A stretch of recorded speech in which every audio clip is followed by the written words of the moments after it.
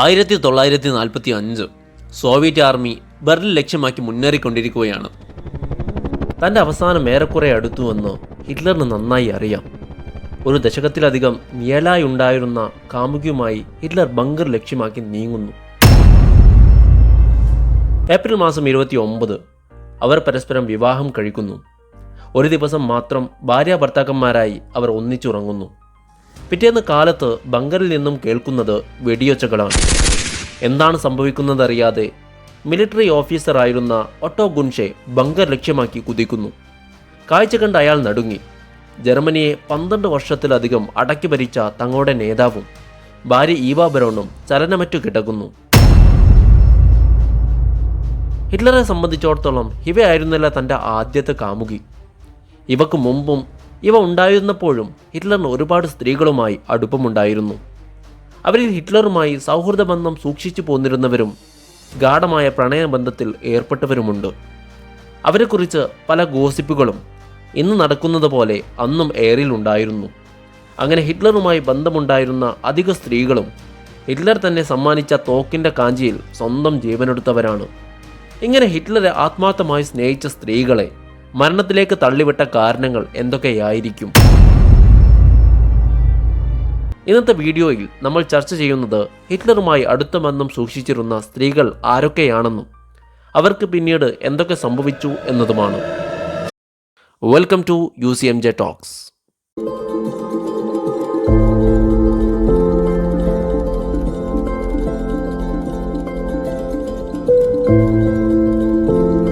തൻ്റെ 16-ാം വയസ്സിൽ ഓസ്ട്രിയയിലെ ലിൻസ് എന്ന പ്രദേശത്തെ സ്കൂളിലായിരുന്നു ഹിറ്റ്ലർ പഠിച്ചിരുന്നത്. അന്ന് തന്നേക്കാൾ ഒരു വയസ്സ് പ്രായക്കൂടുതലുള്ള സ്റ്റെഫാനി ഇസാക്ക് എന്ന പെൺകുട്ടിയെ ഹിറ്റ്ലർ കാണാനിടയാകുന്നു. ഒറ്റ നോട്ടത്തിൽ തന്നെ സ്റ്റെഫാനിയെ ഹിറ്റ്ലറിന് വളരെയധികം ഇഷ്ടപ്പെട്ടു. സ്കൂളിലൊക്കെ കൂട്ടുകാരും അധ്യാപകരുമായി നിരന്തരം കലഹിച്ചു സംസാരിച്ചിരുന്ന ഹിറ്റ്ലറിന് എന്തുകൊണ്ടെന്നോ ആ പെൺകുട്ടിയോട് തൻ്റെ ഇഷ്ടം പറയാനുള്ള ധൈര്യമുണ്ടായില്ല. അങ്ങനെ 1904 മുതൽ 1908 വരെയുള്ള 4 വർഷത്തോളം ആ പെൺകുട്ടി പോലും അറിയാതെ ഹിറ്റ്ലർ അവളെ സ്നേഹിച്ചു. അവൾ പോലും അറിയാതെ അവൾ പോകുന്ന വഴികളിലൊക്കെ അവളെ പിന്തുടർന്നു. അവളെ വിവാഹം ചെയ്ത് ഒരു കുടുംബമായി ജീവിക്കണം എന്ന ആഗ്രഹവുമായി ഹിറ്റ്ലർ ജീവിതം തള്ളി നീക്കി.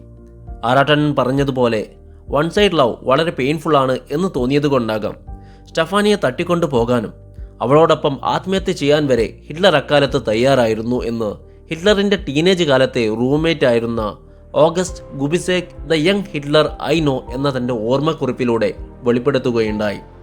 എന്നാൽ ഹിറ്റ്ലറിന് തന്നോടുള്ള താല്പര്യം അറിഞ്ഞിട്ട് പോലുമില്ല എന്നായിരുന്നു സ്റ്റെഫാനി പിന്നീട് മാധ്യമപ്രവർത്തകരോട് പറഞ്ഞിരുന്നത്. പക്ഷെ പഠിക്കുന്ന കാലത്ത് ഒരുപാട് അനോണിമസ് ലെറ്റേഴ്സ് വരാറുണ്ടായിരുന്നു എന്നും അത് പിന്നെ അന്വേഷിച്ചു പോകാൻ താല്പര്യമുണ്ടായിരുന്നില്ല എന്നാണ് സ്റ്റെഫാനി പറഞ്ഞിരുന്നത്. ഇവരെക്കുറിച്ച് ചിലരൊക്കെ കരുതിയിരുന്നത് അവർ ഒരു ജൂത പെൺകുട്ടിയായിരുന്നു എന്നാണ്. കാരണം അന്നത്തെ കാലത്ത് ഇസാക്ക് എന്ന സർനെയിം പലപ്പോഴും ഉപയോഗിച്ചിരുന്നത് ജൂതന്മാരായിരുന്നു. അത് കാരണം അവർ ഒരു ജൂത പെൺകുട്ടിയാണെന്ന് ചിലരൊക്കെ തെറ്റിദ്ധരിച്ചു. പിന്നീട് അവർ തന്നെ ഒരു ക്രിസ്തീയ വിശ്വാസിയായിരുന്നു എന്ന് വെളിപ്പെടുത്തി. എന്നാൽ ചില ചരിത്രകാരന്മാരും യൂട്യൂബേഴ്സും പടച്ചുവിടുന്നത് അവർ ഒരു ജൂത വനിതയായിരുന്നു എന്ന് തന്നെയാണ്.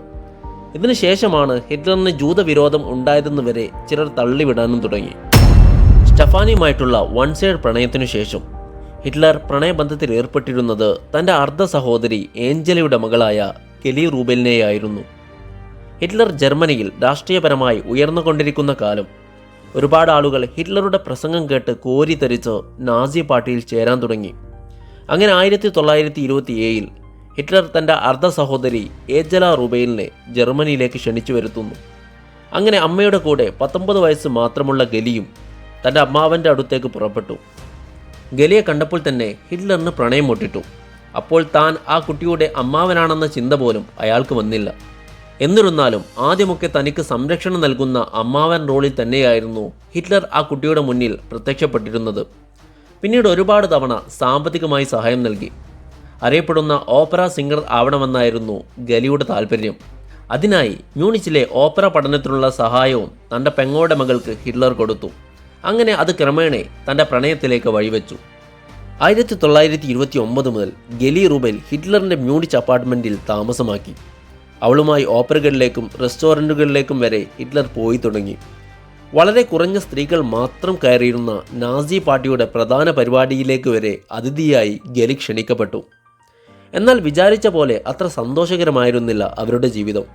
ഗലിയോടുള്ള ഒബ്സഷൻ കാരണം അവർ പോകുന്ന വഴികളിലൊക്കെ ചാരപ്പണിക്ക് ആളുകളെ നിർത്തിച്ചു. ഹിറ്റ്ലറിൻ്റെ പെർമിഷൻ കൂടാതെ എങ്ങോട്ടും പോവരുതെന്നുള്ള നിർദ്ദേശം ലഭിച്ചു. ഗലിക്ക് ഇനി ആരെങ്കിലും കാണണമെങ്കിലോ അല്ലെങ്കിൽ ആരുമായെങ്കിലും സംസാരിക്കണമെങ്കിലോ അതിന് പ്രത്യേകമായി ഹിറ്റ്ലറിനോട് പെർമിഷൻ ചോദിക്കണം എന്ന അവസ്ഥ വരെ എത്തി.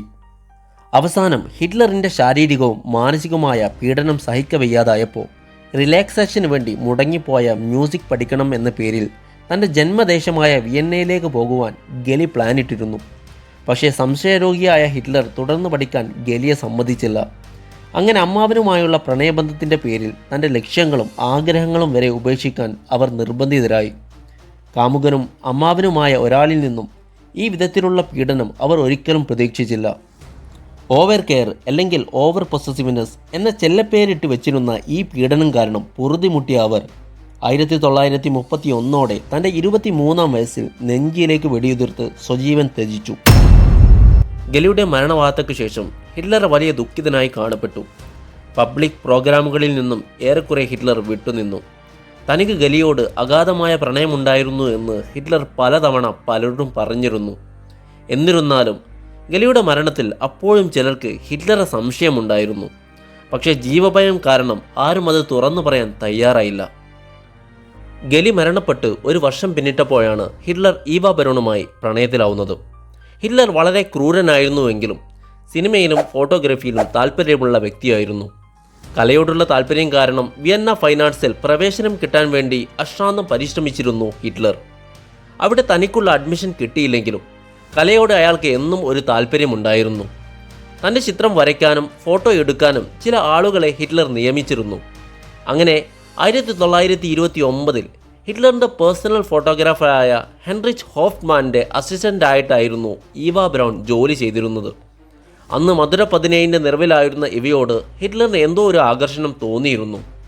സഹോദരി ഏഞ്ചലയുടെ മകൾ ഗലിയുമായി പ്രണയബന്ധത്തിലായിരുന്നത് കൊണ്ടാകാം 1929 മുതൽ 1932 വരെയുള്ള കാലഘട്ടങ്ങളിൽ ഹിറ്റ്ലറിന് ഹിവയുമായി പ്രണയബന്ധത്തിൽ ഏർപ്പെടുന്നില്ല.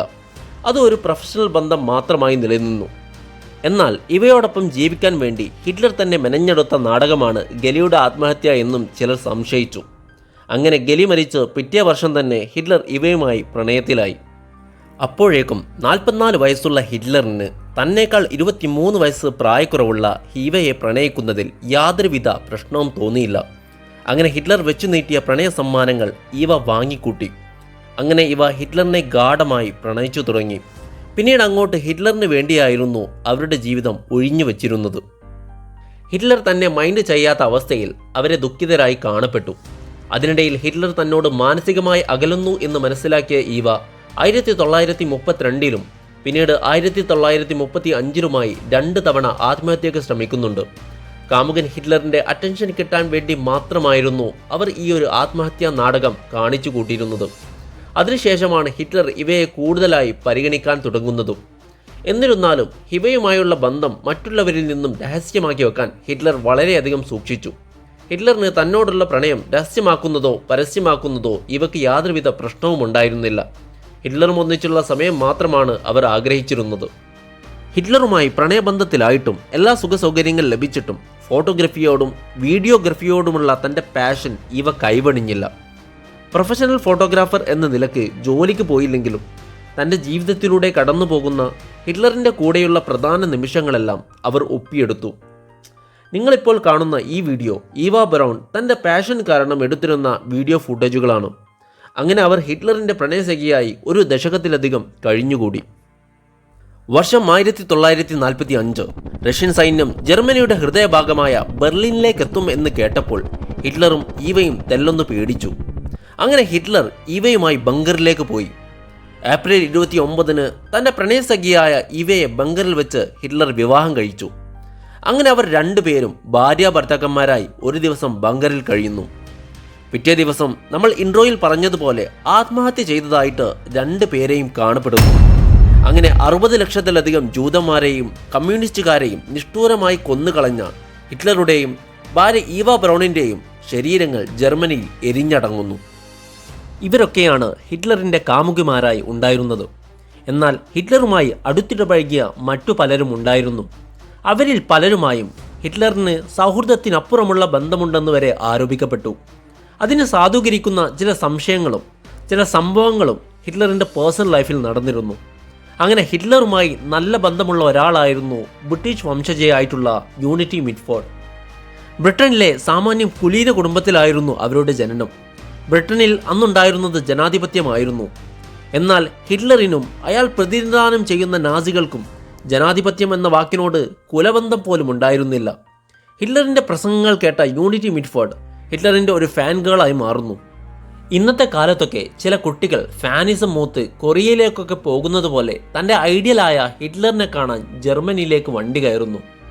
ഹിറ്റ്ലറെ കണ്ടുമുട്ടുക എന്നുള്ളത് അത്ര എളുപ്പമൊന്നുമല്ല.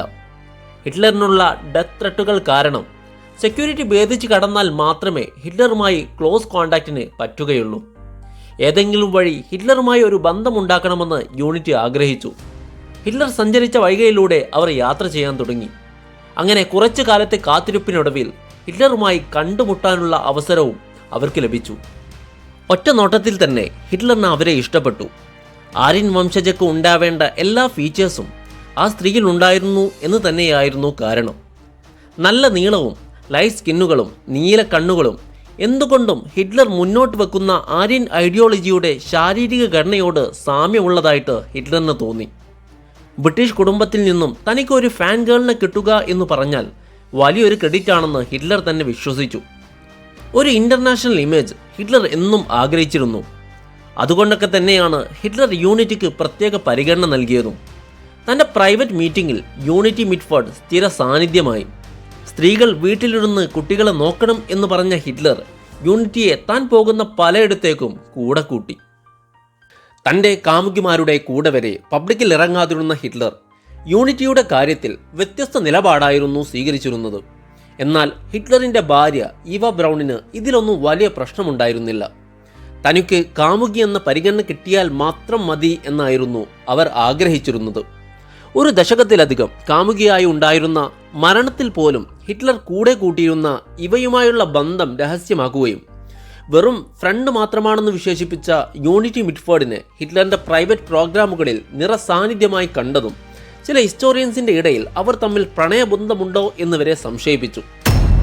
പക്ഷേ കൂടെ നടന്നിരുന്നു എന്ന കാരണം കൊണ്ട് അവർ തമ്മിൽ റൊമാൻറ്റിക് റിലേഷൻഷിപ്പിലാണെന്ന് കണക്കാക്കാൻ പറ്റില്ല എന്ന് ചില ഹിസ്റ്റോറിയൻസും ഈ സംശയങ്ങൾക്കും ആരോപണങ്ങൾക്കും മറുപടിയായി പറഞ്ഞു.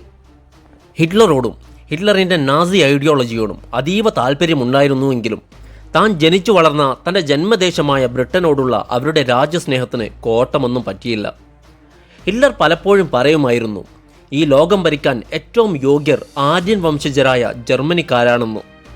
അതിൻ്റെ ഭാഗമായാണ് ഹിറ്റ്ലർ മറ്റു രാജ്യങ്ങളെ ആക്രമിക്കുന്നത്. അങ്ങനെ 1939 ജർമ്മനി പോളണ്ടിനെ ആക്രമിച്ചു. പോളണ്ടിനെ ആക്രമിച്ചാൽ ഒരു പ്രത്യാഘാതം ഉണ്ടാകുമെന്ന് ബ്രിട്ടൻ ജർമ്മനിക്ക് താക്കീത് നൽകിയിരുന്നു. പക്ഷേ ബ്രിട്ടൻ്റെ ഭീഷണിയൊന്നും ജർമ്മനി വില കൊടുത്തില്ല. അങ്ങനെ 1939 ജർമ്മനിക്കെതിരെ യുദ്ധം പ്രഖ്യാപിക്കുന്നു. യൂണിറ്റി മിറ്റ്ഫോർഡ് എന്ന ഹിറ്റ്ലറിൻ്റെ കൂട്ടുകാരിക്ക് ഹിറ്റ്ലറും ഇമ്പോർട്ടൻ്റ് ആയിരുന്നു, അതുപോലെ തന്നെ തൻ്റെ മാതൃരാജ്യമായിട്ടുള്ള ബ്രിട്ടനും ഇമ്പോർട്ടൻ്റ് ആയിരുന്നു. ഹിറ്റ്ലറെ തൻ്റെ മാതൃരാജ്യം ആക്രമിക്കുക എന്നുള്ളത് അവർക്ക് സഹിക്കാനാവുന്നതിലും അപ്പുറമായിരുന്നു. ഇങ്ങനെ ബ്രിട്ടൻ ജർമ്മനിക്കെതിരെ യുദ്ധപ്രഖ്യാപനം നടത്തി പിറ്റേ ദിവസം യൂണിറ്റി മിറ്റ്ഫോർഡ് ഹിറ്റ്ലർ അവർക്ക് സമ്മാനമായി നൽകിയ റിവോൾവർ ഉപയോഗിച്ച് തൻ്റെ സ്വന്തം തലമണ്ടക്ക് വെടിയുതിർക്കുന്നു. പക്ഷെ എന്തുകൊണ്ടെന്നോ അവർ മരിച്ചില്ല. വാർത്ത കേട്ട് ഹിറ്റ്ലർ വളരെ ദുഃഖിതനായി. അന്ന് കിട്ടാവുന്നതിൽ ഏറ്റവും നല്ല വൈദ്യസഹായം തന്നെ ജർമ്മനിയിൽ വെച്ച് ഹിറ്റ്ലർ യൂണിറ്റിക്ക് നൽകി. പിന്നീട് കാര്യമായ ശമനമൊന്നും ലഭിക്കാത്തത് കാരണം ഹിറ്റ്ലർ തന്നെ യൂണിറ്റിയെ സ്വദേശമായ ബ്രിട്ടനിലേക്ക് അയക്കുന്നു. അങ്ങനെ അവരുടെ പിന്നീടുള്ള ചികിത്സ അടുത്ത കുടുംബക്കാരുടെ കീഴിലായി. അങ്ങനെ തലക്കേറ്റ ഇഞ്ചറിയിൽ നിന്നും പൂർണ്ണ ശമനം ലഭിക്കാതെ 1948 അവർ അന്തരിച്ചു. ശേഷം ഹിറ്റ്ലറുമായി അടുത്ത ബന്ധം പുലർത്തിയിരുന്നത് പ്രശസ്ത സിനിമാ സംവിധായികയും അഭിനേത്രിയുമായ ലനി റൈഫ്സ്റ്റാൾ എന്ന സ്ത്രീയായിരുന്നു. ഒരു ഡാൻസറായിട്ടായിരുന്നു അവരുടെ കരിയറിൻ്റെ തുടക്കം. അങ്ങനെ അത് അഭിനയത്തിലേക്കും സംവിധാനത്തിലേക്കും ചുവടുവെച്ചു. പിന്നീട് സ്വന്തമായി പ്രൊഡക്ഷൻ കമ്പനി നിർമ്മിച്ച അവർ സിനിമാ മേഖലയിൽ എസ്റ്റാബ്ലിഷ് ആയിട്ട് തുടങ്ങി. ഇതിനിടയിലാണ് 1933 ഹിറ്റ്ലറിന് ഭരണം കിട്ടുന്നത്. ഭരണം കിട്ടുന്നതിന് തൊട്ടു മുമ്പ് ഹിറ്റ്ലറിൻ്റെ ഒരു റാലിയിലെ പ്രസംഗം കേട്ടിട്ടാണ് ലെനി റൈഫ്സ്റ്റാൾ ഹിറ്റ്ലറിൽ ഇംപ്രസ്ഡ് ആവുന്നത്. അങ്ങനെ അവർ ഹിറ്റ്ലറിന് വേണ്ടി വർക്ക് ചെയ്യണമെന്ന ആഗ്രഹം പ്രകടിപ്പിച്ചു. ഹിറ്റ്ലറുമായി ഒരു ബന്ധം സ്ഥാപിക്കുക എന്നുള്ളതായിരുന്നു യഥാർത്ഥ ലക്ഷ്യം. ലെനിയുമായിട്ടുള്ള ബന്ധം തൻ്റെ നാസി ഐഡിയോളജി പ്രചരിപ്പിക്കാൻ ഗുണം ചെയ്യുമെന്ന് വിശ്വസിച്ച ഹിറ്റ്ലർ സന്തോഷപൂർവ്വം ലെനിയുമായി കൂട്ടുകൂടാൻ തയ്യാറായി. അങ്ങനെ അവർ ഹിറ്റ്ലറിന് വേണ്ടി സിനിമകൾ പിടിക്കാനും തുടങ്ങി. അങ്ങനെയാണ് 1935 ട്രയംഫ് ഓഫ് ദ വിൽ എന്ന പ്രൊപ്പഗണ്ട മൂവി ഇറങ്ങുന്നത്. 1934 ന്യൂറംബർഗിൽ വെച്ച് നടന്ന നാസി പാർട്ടി കോൺഗ്രസിനെ ആധാരമാക്കിയായിരുന്നു ഈ കോൺട്രവേഴ്ഷ്യൽ മൂവിയുടെ മെയിൻ പ്ലോട്ട്. നാസികളെ പൊക്കിയടിക്കുന്ന 110 മിനിറ്റ് ദൈർഘ്യമുള്ള ഈ മൂവി പ്രൊഡ്യൂസ് ചെയ്തിരുന്നത് മറ്റാരുമായിരുന്നില്ല. അത് ഹിറ്റ്ലർ പ്രതിനിധാനം ചെയ്തിരുന്ന നാസി പാർട്ടി തന്നെയായിരുന്നു. അന്നത്തെ അവൈലബിൾ ആയിട്ടുള്ള നല്ല ക്യാമറ ഉപയോഗിച്ച് ഏരിയൽ ഷോട്ട് നടത്തിയുള്ള സീൻ വരെ ഈ മൂവിയിൽ ഉണ്ടായിരുന്നു. ഇന്ന് ഇത് അത്ര സംഭവമായി തോന്നില്ലായിരിക്കാം. പക്ഷേ അന്നത്തെ കാലത്ത് ട്രയംഫ് ഓഫ് ദ വിൽ എന്ന സിനിമ പേര് പോലെ തന്നെ വലിയ സംഭവം തന്നെയായിരുന്നു. നാസി പാർട്ടിയെ വളരെ ഗ്ലോറിഫൈ ചെയ്ത ആ സിനിമ ജർമ്മനിയിലെ യുവാക്കളെ ഒരുപാട് സ്വാധീനിച്ചു. മറ്റു പാർട്ടികളിൽ നിന്നും ഒരുപാട് പേർ നാസി പാളയത്തിലേക്ക് കൂടുമാറി. ട്രയംഫ് ഓഫ് ദ വിൽ എന്ന സിനിമ ഇൻഡസ്ട്രി ഹിറ്റായത് കൊണ്ടാകാം 1936 ബെർലിൻ ഒളിമ്പിക്സിനെ ആധാരമാക്കിയ ഒളിമ്പിയ എന്ന സിനിമ 1938 നാസി പാർട്ടി ലെനിയെ കൊണ്ട് തന്നെ സംവിധാനം ചെയ്യിപ്പിക്കുന്നത്. ആ മൂവി മുമ്പ് ചെയ്ത സിനിമ പോലെ പ്രൊപ്പഗണ്ടയ്ക്ക് ഇമ്പോർട്ടൻസ് കൊടുത്തില്ലെങ്കിലും ആര്യൻ ശാരീരിക സുപ്രമസിയെ ഉയർത്തിക്കാണിക്കാനായിരുന്നു സിനിമ ലക്ഷ്യമിട്ടിരുന്നത്. ഇങ്ങനെയൊക്കെ ഹിറ്റ്ലറുമായി അഭേദ്യമായ ബന്ധമുണ്ടായിട്ടും നാസികൾക്ക് വേണ്ടി പ്രൊപ്പഗണ്ട മൂവികൾ ഇറക്കിയിട്ടും അവർ അവരെക്കുറിച്ച് വിശേഷിപ്പിച്ചിരുന്നത് അപൊളിറ്റിക്കൽ എന്നായിരുന്നു, അതായത് അരാഷ്ട്രീയവാദി എന്നായിരുന്നു. അതിൻ്റെ കാരണം മറ്റൊന്നുമല്ല, 1945 കഴിയുന്നതിന് മുമ്പ് തന്നെ ഹിറ്റ്ലറിൻ്റെ യുഗം കഴിഞ്ഞതുകൊണ്ട് മാത്രമായിരുന്നു അവരങ്ങനെ പറഞ്ഞത്. അങ്ങനെ ഹിറ്റ്ലറുമായും നാസികളുമായുള്ള ബന്ധം കാരണം അലൈഡ് ഫോഴ്സസ് ഒരുപാട് തവണ ലെനിയെ അറസ്റ്റ് ചെയ്യുന്നുണ്ട്. അപ്പോഴും അവർ അവരെക്കുറിച്ച് പറഞ്ഞിരുന്നത് അവർ ഒരു നാസി മെമ്പർ ആയിരുന്നില്ല എന്നും ഹിറ്റ്ലർ ജൂതർക്കെതിരെ കമ്മ്യൂണിസ്റ്റുകാർക്കെതിരെ നടത്തുന്ന നരഹത്യയെക്കുറിച്ച് ധാരണയില്ലെന്നുമാണ്. ഹിറ്റ്ലറിന് വേണ്ടിയുള്ള പ്രൊപ്പഗണ്ടയ്ക്ക് ഇത്ര സപ്പോർട്ട് കൊടുത്ത് സിനിമ ഇറക്കിയ വ്യക്തിക്ക് ഹോളോകോസ്റ്റിനെ കുറിച്ചും ജൂതവിരോധത്തെക്കുറിച്ചും യാതൊരു ഐഡിയയുമില്ലെന്ന് പറഞ്ഞാൽ വിശ്വസിക്കാൻ അല്പം ബുദ്ധിമുട്ടുണ്ട്. അന്ന് അവർ പറഞ്ഞിരുന്നത് പച്ചക്കള്ളമാണെന്ന് ആ സ്ത്രീക്കും അലൈഡ് പവേഴ്സിനും അവരെ ഇൻ്റർവ്യൂ എടുത്തവർക്കും അവരുടെ വീഡിയോ കണ്ടവർക്കുമെല്ലാം അറിയാം. ഏതായാലും പിന്നീട് അവർ വലിയ സിനിമകളൊന്നും ചെയ്യുന്നില്ല, പ്രധാനമായും ചെറിയ ഡോക്യുമെൻ്ററിയിൽ മാത്രം ഒതുങ്ങിക്കൂടി. അങ്ങനെ 2003 തൻ്റെ 101 വയസ്സിലാണ് ഹിറ്റ്ലറിന് വേണ്ടി സിനിമ നിർമ്മിച്ച ലെനി റൈഫ്സ്റ്റാൾ മരണമടയുന്നത്. അവസാനമായി ഹിറ്റ്ലറുമായി ഏറ്റവും അടുത്ത ബന്ധം സൂക്ഷിച്ചിരുന്ന വ്യക്തിയായിരുന്നു ഹിറ്റ്ലറിൻ്റെ പ്രൊപ്പഗണ്ട മിനിസ്റ്ററായിരുന്ന ജോസഫ് ഗീബൽസിൻ്റെ ഭാര്യ മാഗ്ഡ ഗീബൽസ്. മറ്റുള്ളവരെ പോലെ ഹിറ്റ്ലറുമായി റൊമാൻറ്റിക് റിലേഷൻഷിപ്പിലായിരുന്നില്ല എന്നുറപ്പുള്ള ഏക വ്യക്തിയായിരുന്നു മാഗ്ഡ ഗീബൽസ്. തികച്ചും വ്യക്തിപരവും ഐഡിയോളജിക്കൽ പരവുമായിരുന്നു അവർ തമ്മിലുണ്ടായ ബന്ധത്തിൻ്റെ കാതൽ. ഹിറ്റ്ലറിൻ്റെ നാസി സർക്കിളിൽ അപൂർവം ചില സ്ത്രീകൾ മാത്രമേ ഉണ്ടായിരുന്നുള്ളൂ. അവരിൽ ഒരാളായിരുന്നു മാഗ്ഡ. നാസി ഐഡിയോളജിയിൽ വിശ്വസിച്ചിരുന്ന മാഗ്ഡയെ പലപ്പോഴും ഹിറ്റ്ലർ വിശേഷിപ്പിച്ചിരുന്നത് ഉത്തമ ഭാര്യ എന്നും നല്ല അമ്മ എന്നുമായിരുന്നു. തൻ്റെ ഭർത്താവായ ഗീബൽസിനോട് വളരെ ലോയലായി നിന്നിരുന്ന മാഗ്ഡ ഒരിക്കലും ഗീബൽസിനെ വഞ്ചിക്കാൻ തയ്യാറായിട്ടില്ല. പക്ഷേ ഗീബൽസ് അങ്ങനെയായിരുന്നില്ല. നല്ല ഒന്നാന്തരം കാട്ടുകോഴിയായിരുന്നു ഗീബൽസ്. മാത്രമല്ല ഒരു കൊച്ചു കാസനോവയായിരുന്നു. ഭർത്താവിൻ്റെ അവിഹിതം നന്നായി മനസ്സിലാക്കിയ മാഗ്ഡ ഒരിക്കലും ഗീബൽസുമായി വഴക്കിടാനോ പരിഭവപ്പെടാനോ പോയില്ല. അന്നൊക്കെ സിനിമയിൽ അഭിനയിക്കാൻ ചാൻസ് തേടി വരുന്ന പെൺകുട്ടികളെ അഭിനയിക്കാനുള്ള അവസരം തരാമെന്ന് പറഞ്ഞ് അവരെ ശാരീരികമായി ഉപയോഗിക്കുമായിരുന്നു ഗീബൽസ്. അങ്ങനെ കാസ്റ്റിംഗ് കൗച്ചിലൂടെ തൻ്റെ കാര്യനിർവഹണം കഴിഞ്ഞ് താൻ ബന്ധപ്പെട്ട പെൺകുട്ടികളുടെ എണ്ണം 1, 2, 3 എന്നിങ്ങനെ എഴുതി വെക്കുമായിരുന്നു ഗീബൽസ്. ഇങ്ങനെ തൻ്റെ ജീവിതത്തിലൂടെ കടന്നു പോകുന്ന സ്ത്രീകളെക്കുറിച്ച് പെൺകുട്ടികളെക്കുറിച്ച് ഒരു ഡയറി എഴുതാൻ പോലും ഗീബൽസ് മടിച്ചില്ല. അതിൽ ഏറ്റവും കോളിളക്കം സൃഷ്ടിച്ച പണയം ലിദ ബറോവയുമായിട്ടുള്ളതാണ്. തൻ്റെ വാർട്ട് ടൈം ഡയറിയിലാണ് ലിദ ബറോവ എന്ന ചെക്ക് ആക്ട്രസുമായി ഒരു അവിഹിത ബന്ധമുണ്ടെന്ന് ഗീബൽസ് തന്നെയാണ് വെളിപ്പെടുത്തുന്നത്. ശാരീരിക സുഖത്തിനപ്പുറം മാനസികമായും ഗീബൽസ് ലിദയോട് അടുക്കുന്നുണ്ട്. ഗീബൽസിന് ഇങ്ങനെ ഒരു അവിഹിത ബന്ധമുണ്ടെന്നറിഞ്ഞിട്ടും മാഗ്ഡ അതിനെ എതിർക്കാനൊന്നും പോയില്ല. അവസാനം തൻ്റെ റിലേഷൻഷിപ്പിനെ ബാധിക്കുമെന്നുറപ്പായപ്പോൾ മാത്രമാണ് മാഗ്ഡ ഗീബൽസുമായി വഴക്കിടുന്നത്. ഇതറിഞ്ഞ ഹിറ്റ്ലർ ഗീബൽസിനോട് ലിദയുമായിട്ടുള്ള ബന്ധം ഒഴിവാക്കണമെന്ന് ശക്തമായി ആജ്ഞാപിക്കുന്നു. താൻ സ്നേഹിച്ച പെണ്ണിനെ തന്നിൽ നിന്നും അകറ്റുന്നു എന്ന കാരണം കൊണ്ട് ഹിറ്റ്ലറിനോട് ദേഷ്യം വരെ ഗീബൽസിന് തോന്നുന്നുണ്ട്. വേറൊരു വഴിയുമില്ലാത്തതുകൊണ്ട് ലിതയുമായിട്ടുള്ള ബന്ധം ഗീബൽസിന് ഒഴിവാക്കാൻ നിർബന്ധിതനാകുന്നു. ഈ സംഭവത്തിന് ശേഷം മാഗ്ദയ്ക്ക് ഹിറ്റ്ലറിനോട് ബഹുമാനം പെരുത്തു വർദ്ധിക്കുന്നുണ്ട്. പക്ഷേ ഹിസ്റ്റോറിയൻസ് പറയുന്നത് ഇത് മാഗ്ദയുമായിട്ടുള്ള ബഹുമാനം കൊണ്ടോ അനുകമ്പ കൊണ്ടോ മാത്രമല്ല. ചെക്ക് വംശജർ ആര്യൻ വംശജരുടെ അത്ര ശുദ്ധിയില്ലാത്തവരാണ് എന്ന വിശ്വാസമായിരുന്നു ഹിറ്റ്ലറിനെ ഈ ബന്ധം തടയാൻ പ്രേരിപ്പിച്ചിരുന്നത്.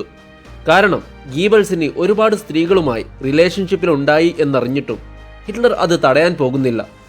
ഇവർ ഒരു ആര്യൻ വംശജരല്ല എന്ന് മാത്രമായിരുന്നു ഹിറ്റ്ലറിൻ്റെ പ്രശ്നം.